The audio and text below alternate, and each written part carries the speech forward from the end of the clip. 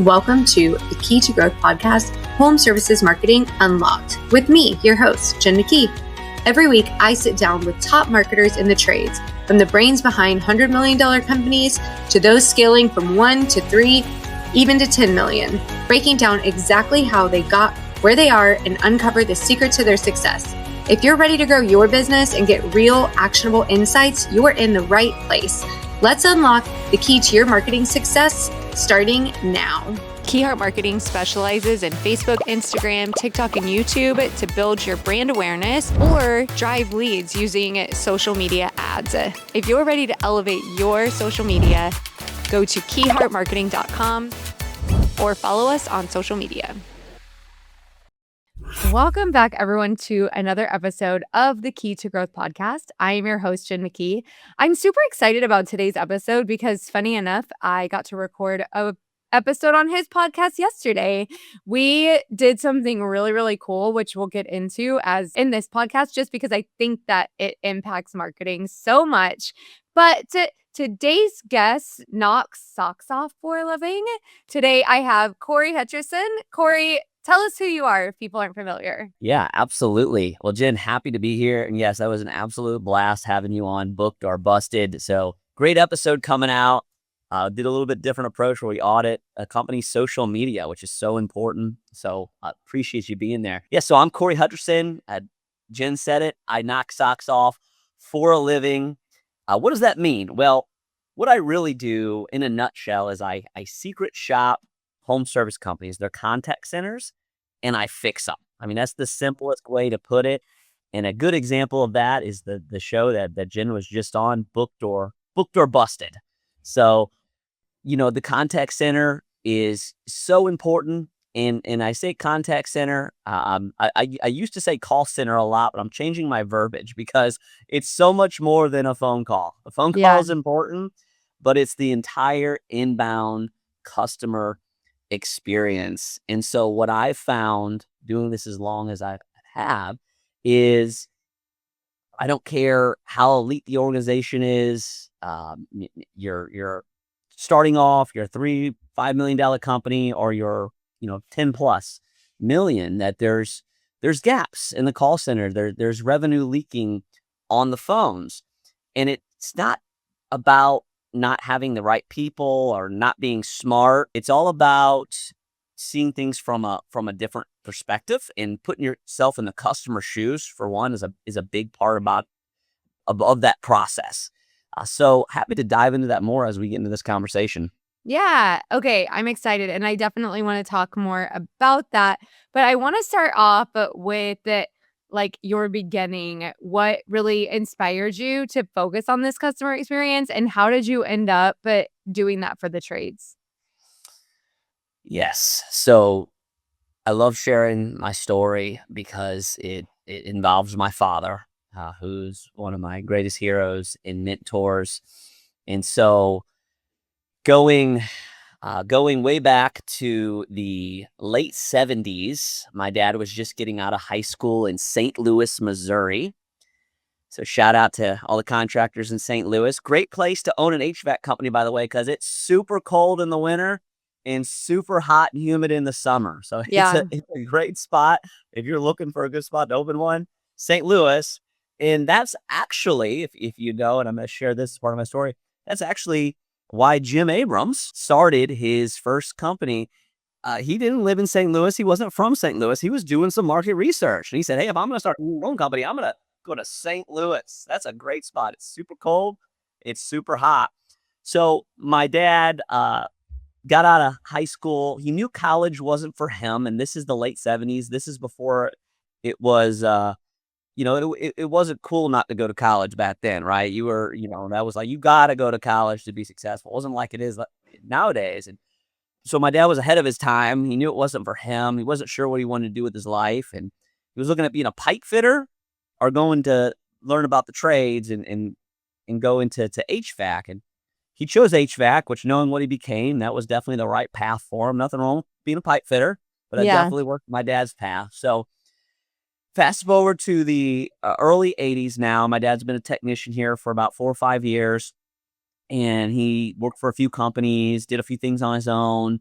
And then he seen an ad in the paper, and the ad really stood out to him because the verbiage in the ad was different. It was just the way these people were talking wasn't like anybody else was talking. You got to realize too, early 80s recession was going on. There was threats of war with Russia. It wasn't a great time for the country, especially in the economy. And so this company's just talking, we're going to be the biggest, we're going to be the best, come make a career here. And it just, in the trades at that time, you didn't hear that kind of verbiage, right?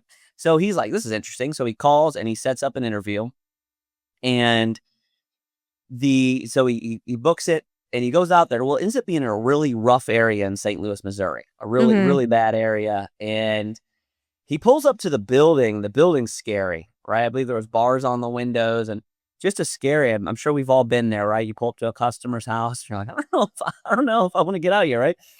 And you can't judge a book by its cover. Yeah. Very important in sales. So anyways, he's like, you know what?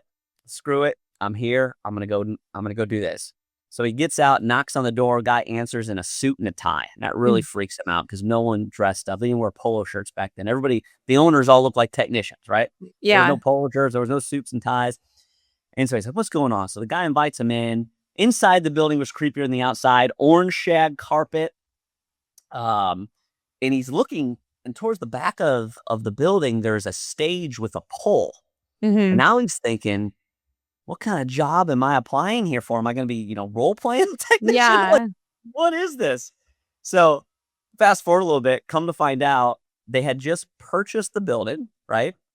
And the building actually was an adult film studio. So crazy. They built horrible, crazy right? that he decided to stay after that. I know. Well, so the guy brings him to an office in the building, and there's another guy sitting behind a desk in a suit and tie. This guy was Jim Abrams. Jim Abrams had just planted his company. If you don't know who Jim Abrams is, I encourage everybody to look him up.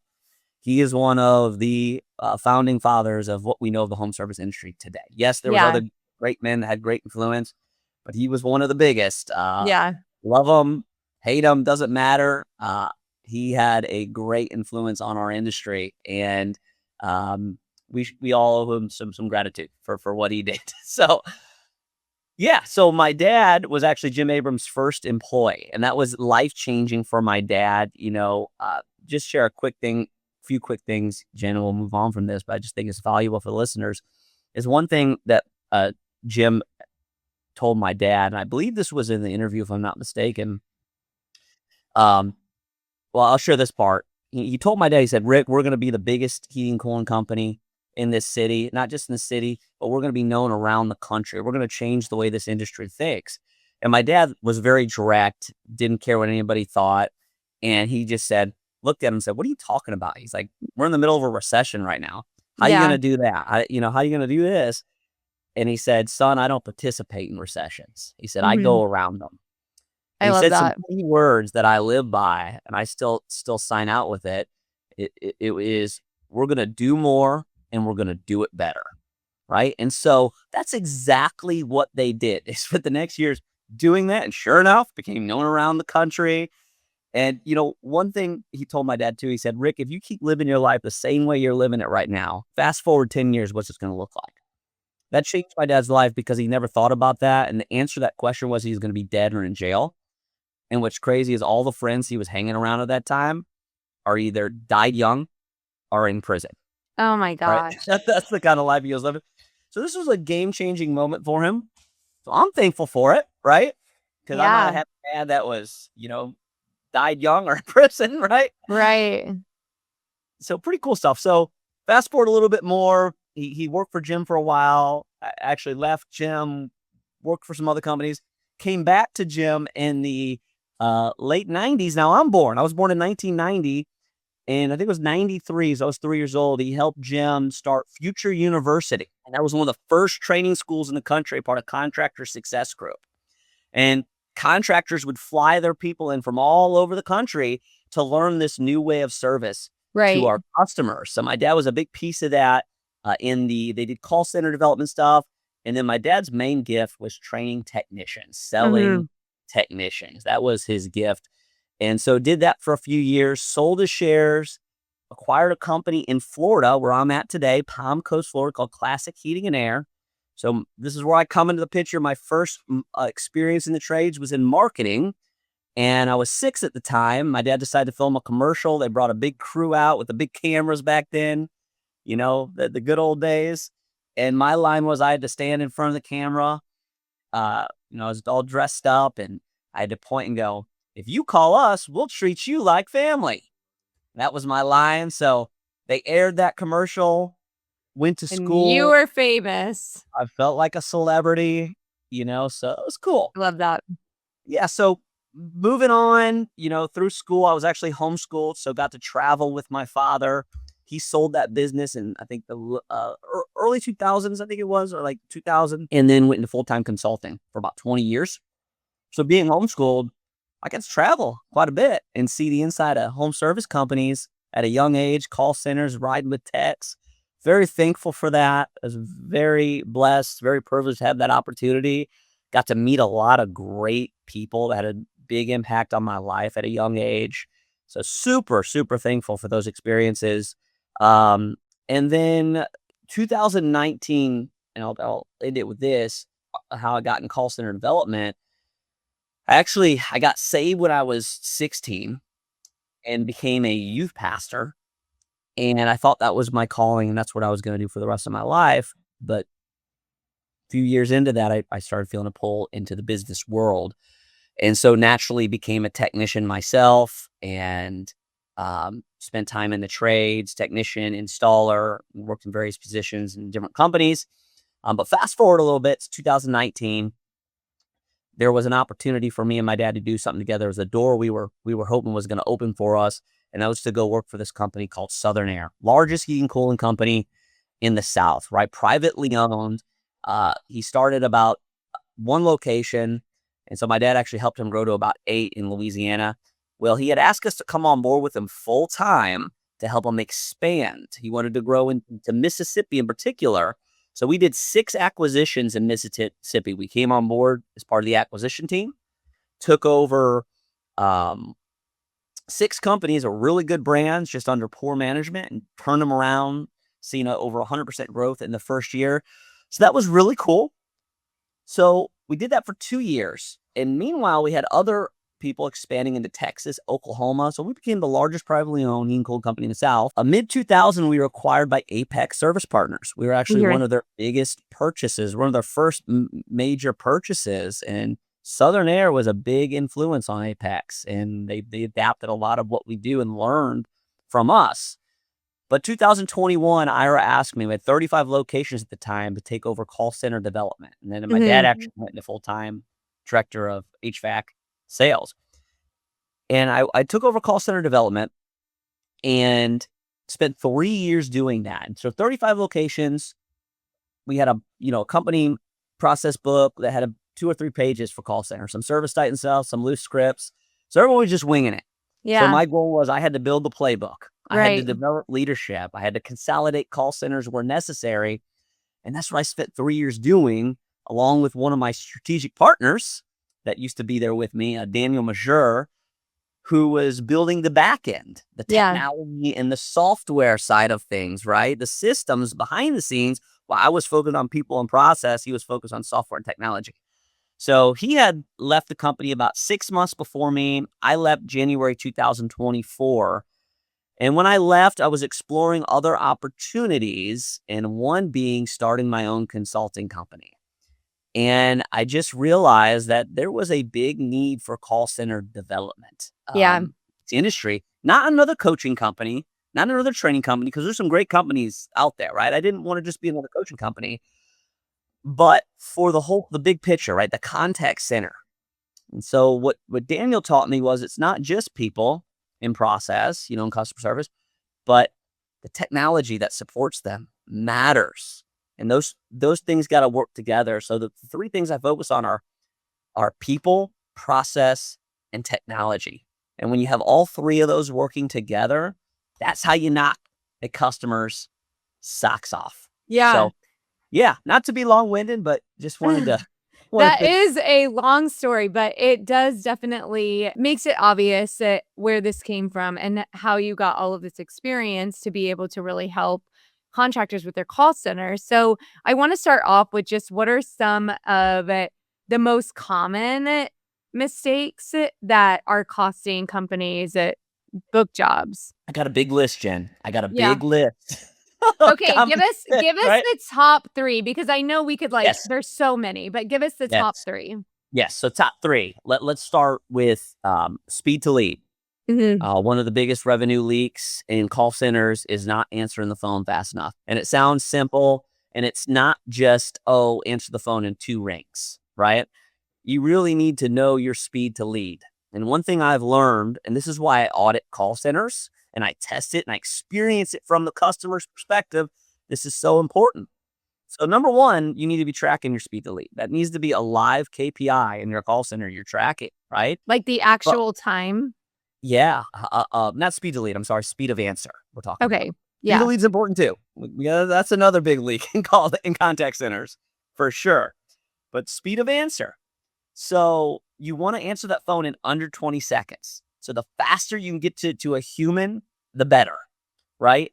And so what I found, Jen, is that you may think you're answering the phone, say in 15 seconds, but the customer actually experienced 35, 45, 50 seconds. So you want to make sure maybe your KPI showing under 20, right? But your customer's experiencing longer. So there's things on the back end that can cause that where the customer's ringing, and your contact center didn't even start ringing yet, right? Yeah. And I'm not going to get into the weeds in that right this second, but there's different causes for that we want to diagnose. And that's a big thing that we check. Sometimes it's just a point, what I call a pointless IVR. There's a lot of contractors out there that have a pointless IVR. Press 1, press 2, press 3. No matter what button you push, it's all going to Sarah. Yeah. Right. So it's just pointless. And that can reduce your speed of answer. So you want to make sure that's tight. You want to make sure your CSRs are answering the phone quickly.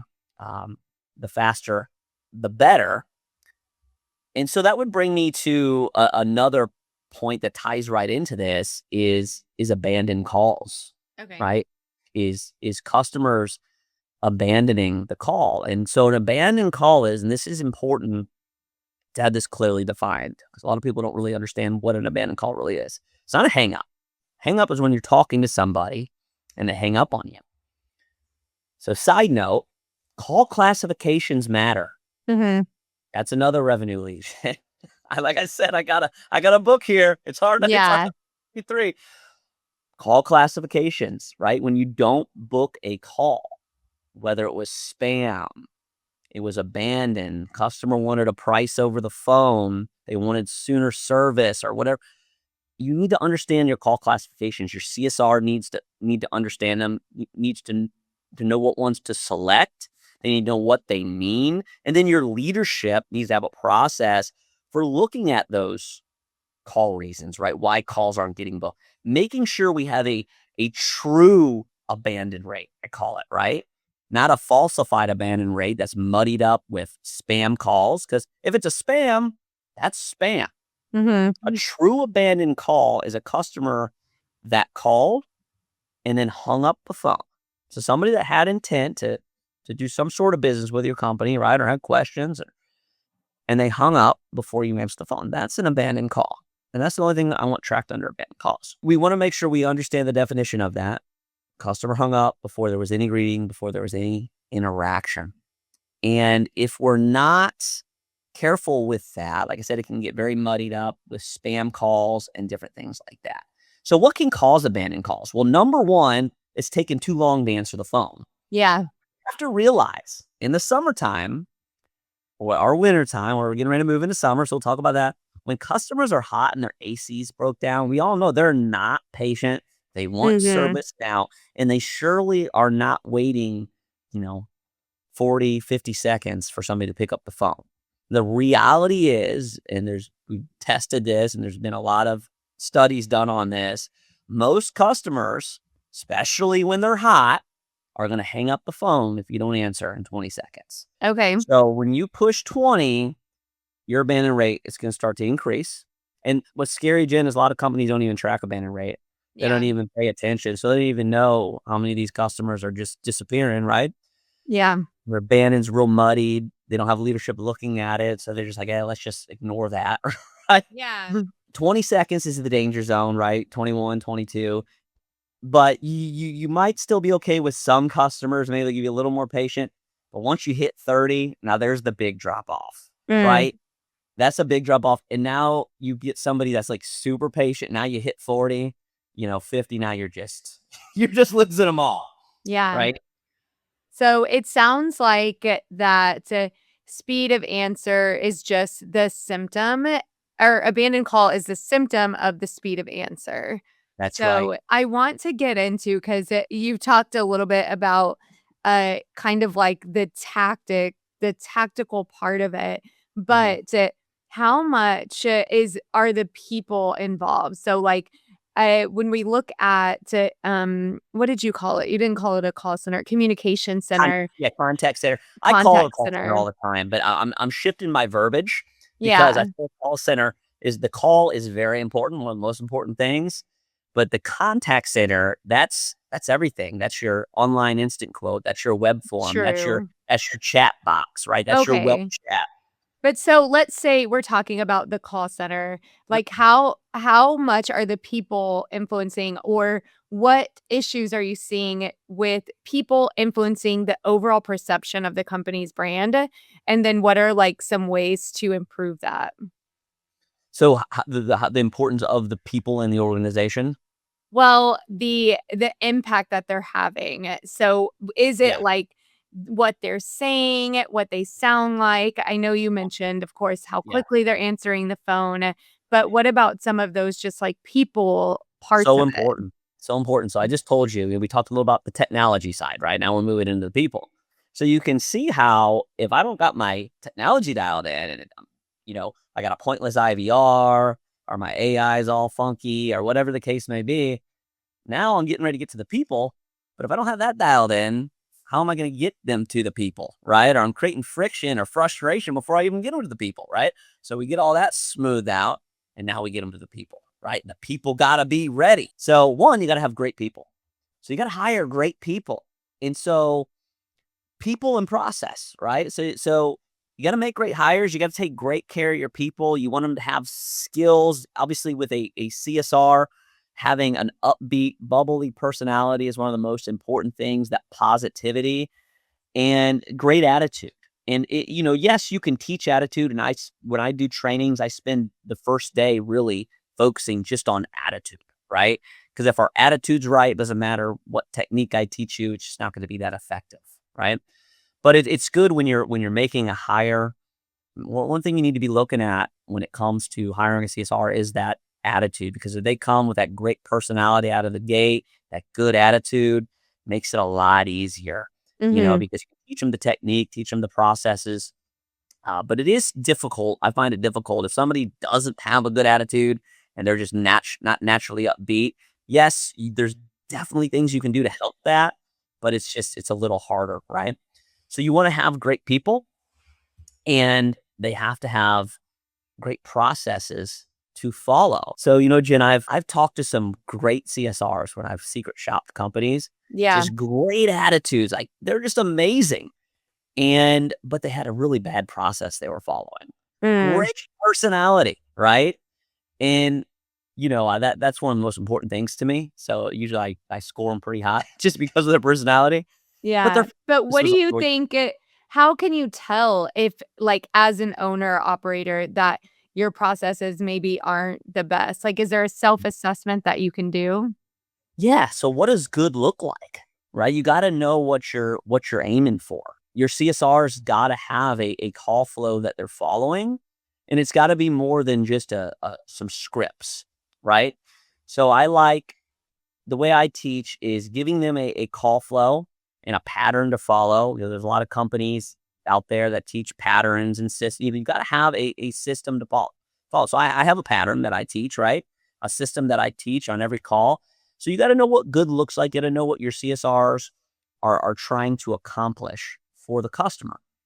And then here's a very, very important key to go with the theme of this podcast. The key to grow in your call center is you got to teach your CSRs the why. You got to understand the why. You got to teach your CSRs the why. Biggest mistake I've made, and I've seen a lot of contractors and call centers managers make, is they just put some processes in front of their CSRs or put some scripts, and they tell their CSRs, "Hey, do this," right? "Hey, we're gonna start doing this now," but they don't really give them a good why. And so there's a great book by Simon Sinek called "Start with Why," right? Leadership book. If you start with the why, here's why this is a win for you. Here's why it's a win for the customer. And here's why it's a win for the company. That's what I call the three-legged stool, right? If you remove any of those, the stool can't stand, right? So if we're going to win as an organization, you got to filter everything through the three-legged stool. Is my employees winning? Is my customer winning? And is the company winning? And you could think about it right now, Jen, maybe stuff in your own organization. I can think about it in mine. Contractors that are listening, just filter some things that you're doing right now. What you'll find is you might have some things in place right now, some processes in place that your employees are winning, but you're losing, right? Your company's losing. Or the customer's winning, but the company's losing, right? So you want to make sure when we're implementing something, we filter it through that process. And without it. And so if I give the CSR the why, hey, here's why. Here, I want you to start using the customer's name. Here's the technique. Here's how we're going to do it. And here's why this matters, right? Here's why this is important. And then what happens is they buy in. So now they're not just doing it because you're making them. Because if that's the style of leadership you have, where you're just giving them things to do and say, hey, do this, guess what? They're going to do it because you told them to, but they're not going to be very passionate about it. And when you're not looking, they're going to skip it. Right? That's a big question I get from contractors. Well, how do I get my CSRs to, we got the scripts. How do I get them to stick to it? That's the key, right? And there's one more that goes with them. One more. So there's two keys to this is give them a why. Let them take ownership of it. Let them take ownership of it, get excited about it, buy in. But then also, what is the incentive for them to do it? And what's the consequences if they don't? I hear managers telling me, I've told the CSRs 10 times to do this. And I ask them, well, what incentive do they have to do it? And what's the consequences of not doing it? And it can't just be, well, they're going to get fired. That's not the solution, right? I mean, that might take place eventually if we get somebody that's real rebellious, but usually it doesn't need to come to that. It's usually a leadership thing where we need to say, okay, we give them the why, and then we're going to incentivize our CSRs for doing good things. And there's many ways you can do that, right? You can use point systems. I like doing prize wheels. There's ways to do that where just like technicians get incentivized and get commissions for selling certain things. Why don't we do that in the contact center, right? It's crazy. You want great CSRs. You got to reward them. But on the other side of that, there's definitely got to be consequences for not doing the right things either, right? You got to have a system in place for that. So that's something I'm big on and something that I help contractors with all. So when you're thinking about incentivizing them, what kind of metrics are you looking at? What kind of things are you incentivizing? So there's lots of different things. You want to have quality assurance. And here's another something I always look at. Does a company have any sort of quality assurance in place? And that's not like KPIs is a different thing. Book from total, speed of answer, true abandon. That's KPIs, right? Live dashboard in your call center. Everybody should have. But when it comes to QA, that's different. Quality assurance is your CSR's call flow. So things like, are they using the customer's name, right? Are they being positive and upbeat? Are they building value before quoting fees, right? Are they setting expectations? Are they cross-selling, right? Are they talking about the membership, right? So the different things that we want them to do that creates experiences where their customers or socks are knocked off, right? So we want to measure those things. And so you can put rewards around that. So Mhm. for example, like an easy example is cross-selling. So important. If you have a plumbing department, okay, you have 2 departments, 3 departments, every single call, consistency is key. Your CSRs should be mentioning that to that customer. They called for HVAC. Hey, John, I know you called for HVAC today. But before I let you go, I do want to let you know we have a plumbing department. Do you happen to have any drains that are gurgling or faucets that are dripping? Because we have a drains department as well. And if you do that consistently, you're not going to book them all, but you're at least planting the seed for one. Yeah. But then you can book a lot of appointments and sometimes double the revenue off that one call, right? Right. Increase the Which then lifetime value. that also it grows your revenue without having to increase your marketing budget. Exactly. So that's a good example. Now, how do you incentivize on that? Well, every time a CSR does that, now you could reward them just for mentioning it. That might be a little overkill. But Mhm. what I like to do is if they're able to book 2 calls, 2 jobs off of one, they get incentivized for that. Yeah. So you can have a point system where they get a certain amount of points every time they do that. And so their points build up and that equals X reward, cash. It could be a spin at the prize wheel. I love prize wheels. I think it's a great way to do it because you have different things on there. And Mhm. it pulls more, it just builds the energy when you do your weekly meetings, which by the way, you better be having weekly meetings for your CSRs. You do it for your techs. Why aren't you doing it for your CSRs? Right. Dispatchers, giving them points towards it, or it's just like, hey, they did this, now they're going to get a spin at the prize wheel or whatever it Mhm. is. Just one example, right? But you want to find different things like that where we can incentivize our team for taking Yeah. the right case. And So so what my help with is building that system out. And it's not the same for everybody. It just depends on what your goals are and what you're trying to accomplish. yeah. So if you were to secret shop every company in America tomorrow, what do you think is the one issue that you'd find the most often? Hey, Jen, I'm trying to make America sockless again. Right. And I'm on a mission to secret shop. I'm working on bringing on team members because it's there's so many companies out there that need a good secret shopping. Yeah. But sorry, what was your question again? What is the one issue that you think you'd find the most often? The one issue that I find the most often. That's a good question. With as many secret shops as I've done, that would be interesting to go back and like run the data to like Yeah. what is the actual thing that I see the most often. I'm not 100% sure, Jen. I'm just gonna go based off just memory here, Right. just from what I feel like I see the most. I think it's a simple one. There's others, but lack of empathy. That might seem Hmm. simple or cliche to Wow. some, but lack of I think empathy. that is so interesting with Yeah, this like move to AI because yeah. although AI does seem to try to have empathy, that's Mhm. such a human emotion and Yeah. human reaction. And so I love that actually. Yeah.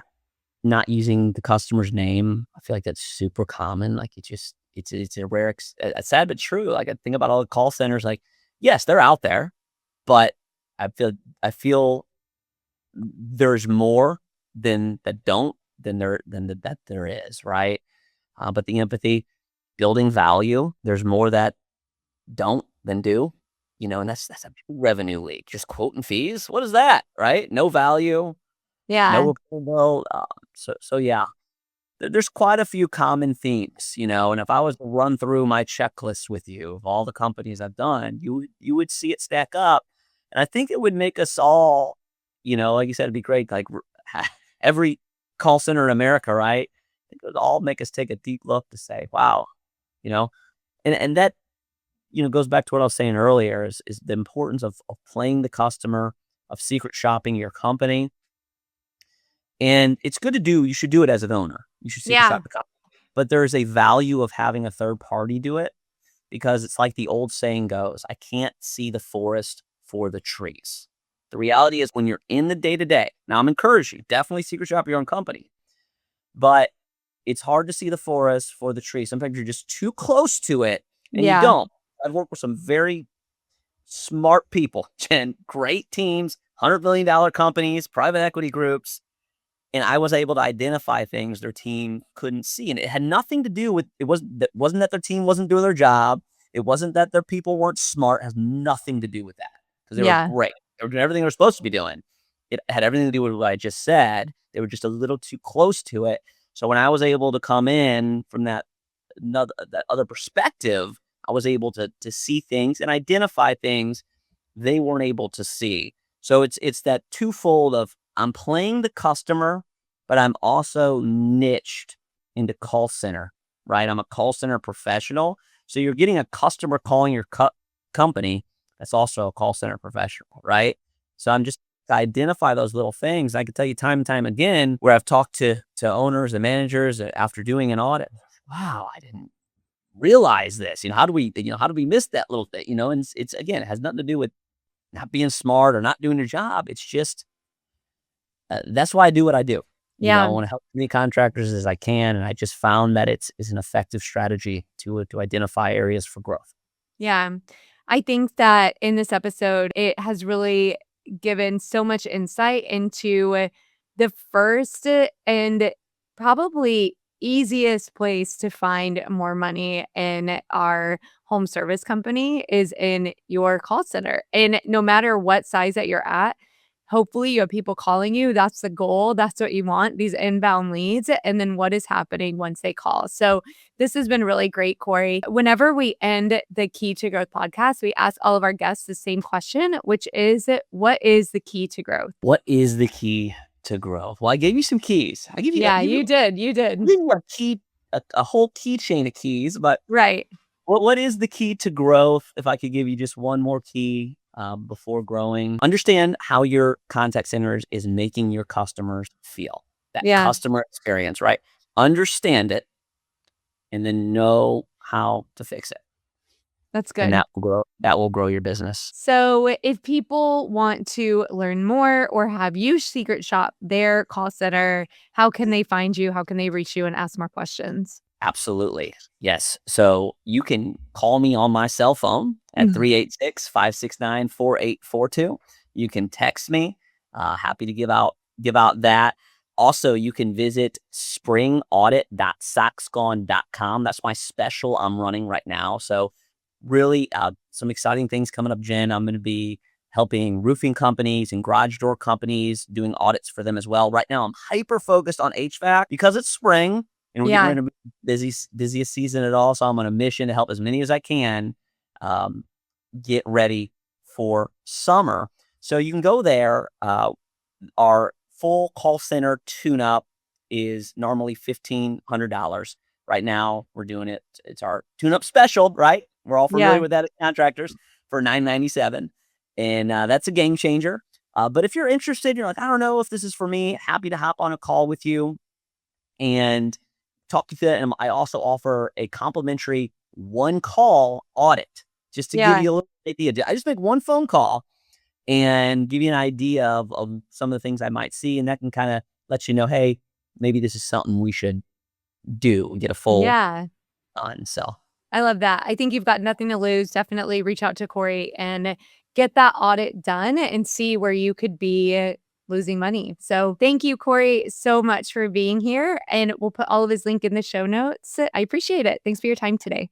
Absolutely. Thank you so much, Jen. It was a pleasure.